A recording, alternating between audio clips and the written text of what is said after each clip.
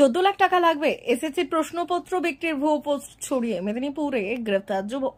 আমার বাড়ি মুর্শিদাবাদ। গত 2 দিন আগে আমার ফোন নম্বরে ফোন আসে, দিয়ে বলে এসএলএসটির এক্সামে পাশ করে চাকরি করতে চাও, মোট 14 লাখ টাকা লাগবে, কোশ্চেন পেপার 2 দিন আগে পেয়ে যাবে। শুক্রবার এমনই একটি ফেসবুক পোস্ট নজরে আসে পশ্চিম মেদিনীপুর জেলা পুলিশের। তারপরে জেলা পুলিশ সুপার ধৃতিমান সরকারের নেতৃত্বে তদন্তে নামে পুলিশ। মাত্র কয়েক ঘন্টার মধ্যে অরিন্দম পাল নামে এই পোস্টদাতাকে পশ্চিম মেদিনীপুরের চন্দ্রকোনা থানার মাংরুল গ্রাম পঞ্চায়েতের লোরপুর এলাকা থেকে আটক করে পুলিশ। প্রাথমিক জিজ্ঞাসাবাদের পর ওই যুবককে গ্রেপ্তার করা হয়েছে বলে জেলা পুলিশের তরফে জানানো হয়েছে। ধৃতকে আগামীকাল আদালতে পাঠানো হবে বলেও পুলিশ জানিয়েছে। পুলিশ সূত্রে জানা গেছে, বছর 30-এর ওই যুবক গৃহ শিক্ষকতা করেন। তিনি বিজেপির সমর্থক বলেও পুলিশের দাবি। অরিন্দমের বিভিন্ন ফেসবুক পোস্টেও সরকারের বিরোধিতা কিংবা বিরোধী দলনেতার প্রচারের ছবি ভিডিও পাওয়া গিয়েছে।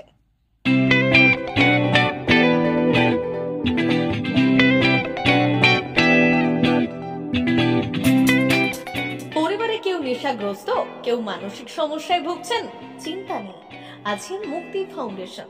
মুক্তি ফাউন্ডেশন মানসিক রোগের চিকিৎসা, সাইকোথেরাপি ও কাউন্সেলিং, ফ্যামিলি কাউন্সেলিং ও নেশা চিকিৎসা করে।